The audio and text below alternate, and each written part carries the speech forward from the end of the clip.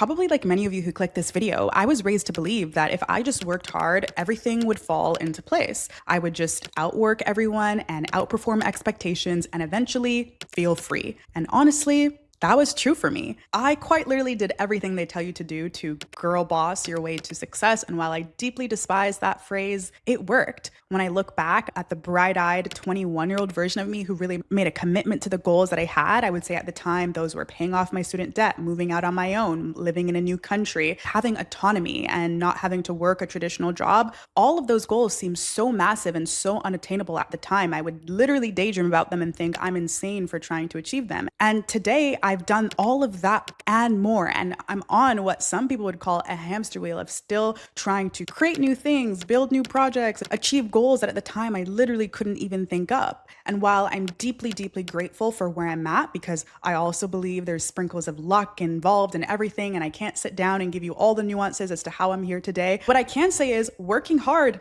did work, but it did cost me. And that's what I want to talk about today. Because I think a lot of people, especially because of social media and the internet, have a pretty false perception of what it takes. But I would even go as further to say that I think that we are often lied to. And I will say this specifically, we hear that you need balance and boundaries and soft structure. But in my opinion, from looking at patterns and people in all different industries, when it comes to art, when it comes to entertainment, when it comes to entrepreneurship, in every single realm, even detached from the outcome, from making money, those people that we look up to that have created something great are deeply unbalanced, obsessive, and relentless. Full stop. I'm going to unpack my thoughts on this, and then later on in the video, I want to also talk about how I rewired my obsession so that I could keep chasing my goals without feeling like I'm losing myself in the process. And if you're new here, hello, my name is Danae. Thank you so much for tuning in. So I had graduated university and I decided that I was not going to work a 9 to 5 and I wanted to build a freelance career. And when I made that decision, I went all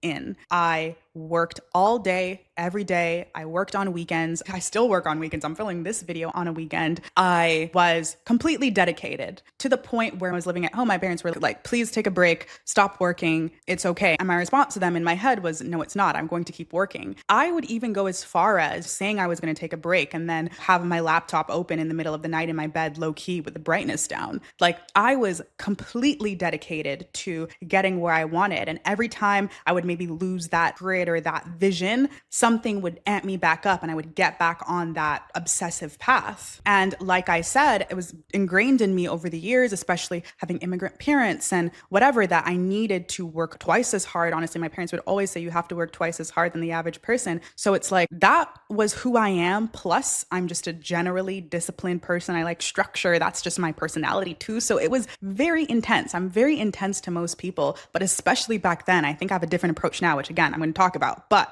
with all of that being said, that obsession helped me. It really, really worked. Once I locked in, it was game over. I started to see the positive effects of that and I started reaching my goals. Now, the thing is, yes, I am motivated to some extent by money, kind of have to be in this world with how much it just costs to live generally, but I am more motivated by experiences and the quality of relationships I can have with more money, if that makes sense. So I bring that up to say that I have always valued my family and my friendships, and especially family. If you watch enough of my videos, you can probably unmask me and hear all of my projections from my childhood to all of my experiences. Feel free to break down all the psychology. I'm very aware of what might be my primary motivators. But again, I very much value my friends and family. And I say that to say, because of that, I was always in this deep battle with myself when I was in those obsessive phases working and trying to also navigate having quality relationships, because I also knew I was going to eventually move out and my parents were getting older. And my friends were also out there trying to achieve their goals, moving across the country, across the world, even doing different things. So I had to be more intentional about keeping up those relationships. And honestly, I did a very poor job and I still really, really struggle, even up to last month. Honestly, it might have been one of the hardest months of my whole entire journey so far in terms of my workload and commitments and responsibilities. Completely neglected my friends. I had messages left on read for weeks at a time. And I'm the type of person, I always answer the phone if someone calls me. That's number one. And I try to respond to text ASAP, like on the same day. But I had just been so busy in work work. And I honestly consciously decided that I was just going to commit to the work and I would deal with the friendship stuff later. I had friends messaging me like, hey, do you hate me? Are we good? I'm really kind of hurt by this. I'm scared about our friendship. And that truly broke me and woke me up and reminded me that I had swung the pendulum a little bit too far this time and I really needed to shake things up and remember why I've strived to have this autonomy. And if I strive for this, why am I still not prioritizing what I say I value? Because actions matter more than words. So I'll talk about again later on how I kind of unpack this and make decisions moving forward to ensure that I'm staying aligned. But with all that being said, my obsession has definitely cost me having really good quality, deep friendships. And I could see another version of myself with more friends or deeper connections with people, more experiences with them, because catching up with friends versus having real experiences with them, like a back and forth over text versus having real experiences with friends, is very different. And I truthfully haven't been able to commit to having true experiences with my friends in the way that I would like to, in the way that I feel like I started all this for. And also because I felt like I had to choose, if I did have a little bit of leeway or time, I would choose the experiences with family over friends. And that never sat right with me. It still doesn't sit right with me. So I would swing in different directions. Not only has this obsession cost me my friendships at times, but it cost me my sleep and my health. Or in other eras, I neglect that. I take a chill pill, I'm not as obsessed, and it neglects me opportunities. And at each of these times, I had to make the conscious decision that I was going to sacrifice something so I could go all in and lean into other things.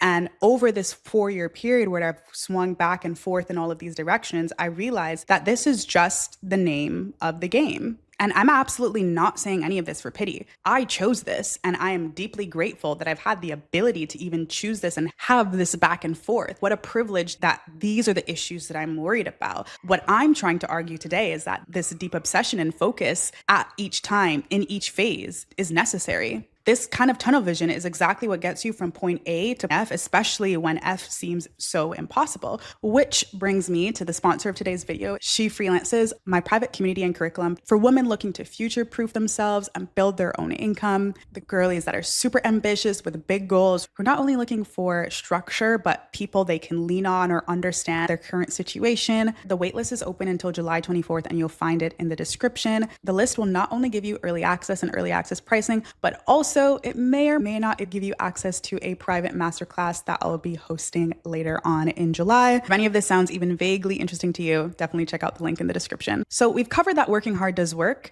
And yes, it's a nuanced conversation of luck and all the other things that might play a role, but that's not the point of this video. We've also discussed that because to lean into this obsession fully and working hard, it will come with a cost. And I think the cost ebbs and flows, and at different times, you just have to choose what you're sacrificing. All honestly pretty straightforward, but I think we often forget. And again, because people glamorize what it takes, they don't realize what the day-to-day actually looks like. So moving on from that, but I want to make a point and say that I actually don't think that burnout comes from working too hard. I think it comes from misalignment. It comes from working too hard in the wrong direction. And I think, it's clear, especially if you're working a job that you hate, you will burn out much faster than if you are working a job that you actually kind of enjoy and you're more incentivized for. When you're an entrepreneur or you're self-employed, or you're just working on something for yourself, even detached from money, because it's a pursuit. I think that humans are built to pursue things and to make things and to create. Because of that, the burnout match is much, much longer. And even when you reach burnout, you still feel like you can keep going. I've been there and I have kept going. I have kept burning the match even when it was literally disintegrated. What that has taught me is that it's never usually because I'm working too hard. It's usually because I'm working in the wrong direction. At some point in that phase of deep obsession, I've leaned away from what I value and my true goals. And that is creating the feeling of dread. Like I have this feeling that I don't have that zest anymore, or I can't continue moving forward.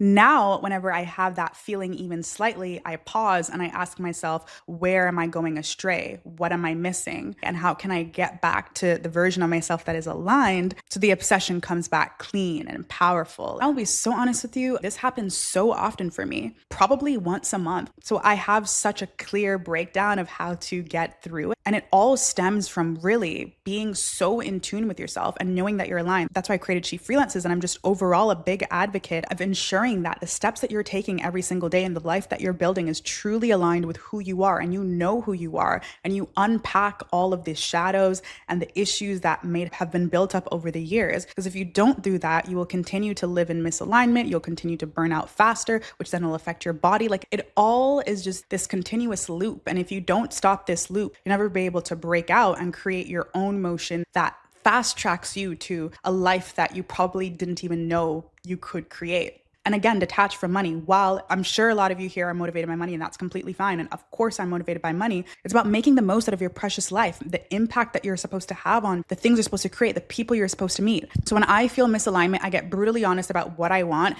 and at what point did I make a decision that skewed too far away from that. Number one, as an example, something that was happening a lot in the beginning of my freelance journey was I was just taking on a lot of clients that didn't align with the type of clients I wanted to work with, because they were selling products or things that I maybe just didn't think was good for the world, or I was simply taking it on out of scarcity because I felt like I just needed to stack more money, although I was already making money. And I had other projects in mind and other things I wanted to build, and I wasn't able to do both. So that defeats the whole purpose of me trying to get this autonomy to build my own thing as well. Like, I was just only building for other people. So brutally honest about what you want, raise your standards for what you will take on and what you won't take on. And maybe even ask someone for accountability or be accountable with yourself. Like, incentivize yourself to make decisions that align with that. Because sometimes the decision to not do something or to do something that will lead to burnout is the comfortable decision. And it's really scary to act in alignment because maybe it feels risky or it feels wrong. So you need some sort of accountability system, whether it's, again, incentivizing yourself or you tell someone else to help you ensure that you stay on that track. For me, it was usually the friends that I made on X or just through posting content online that were doing similar stuff to me. I would tell them my goals. And whenever, we were just chatting about what we were doing, even if I didn't ask them to hold me accountable, because I actually never did that, they would be like, hey, wait, I thought you wanted this. And then it would just really check me. And so I really, really value community. And I'm so excited that we are building She Freelances. And I think a big part of enforcing steps 1, 2, and 3 is letting go of what worked in the past. You have to remind yourself that at every stage you get to, even if it's from the beginning of this month to the end of this month, you're in a different stage, you're a different person. If you're on your path, you're going to continue to reach new heights and new situations and new life experiences that will require you to act in a different way.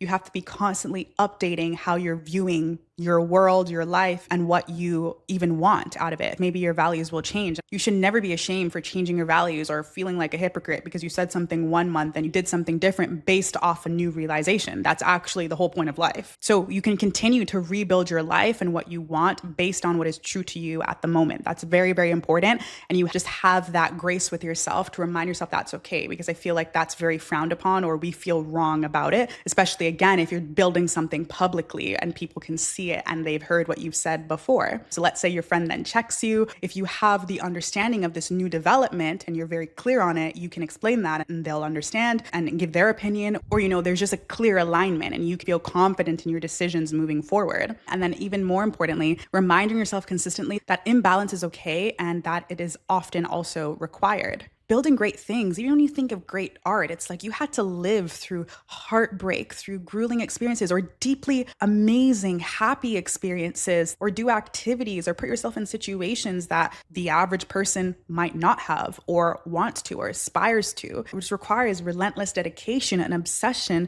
to relay it to the world, right? In any capacity of any great, like when I say the word great, whoever you imagine and whatever you imagine as great, it requires deep obsession. And you can have unearthly obsession that people do not understand if you are aligned. And that's the biggest takeaway that I want you to have from this video. Alignment matters more than intensity, but both matter. If you're in a season where you feel like people don't get it and they think you're doing too much, keep at it. You're doing the right thing. You're on the right track. But 2, if you feel off, if you feel like you don't have that grit or that resilience that you used to have, I think it's just a sign that you need to recalibrate. You might need to slow down for a bit to figure out where you need to go. and then press on that gas pedal again, and it will start to feel so damn exciting and euphoric. This is the journey that I've been through. I'm continuously in. It's ongoing. It's never ending. This is what I teach. And I've seen friends and other freelancers or people in completely different industry really benefit from this. So I hope that it gave you permission to lean into your ambition and your obsession, no matter who you are, and to ignite that spark in you again, because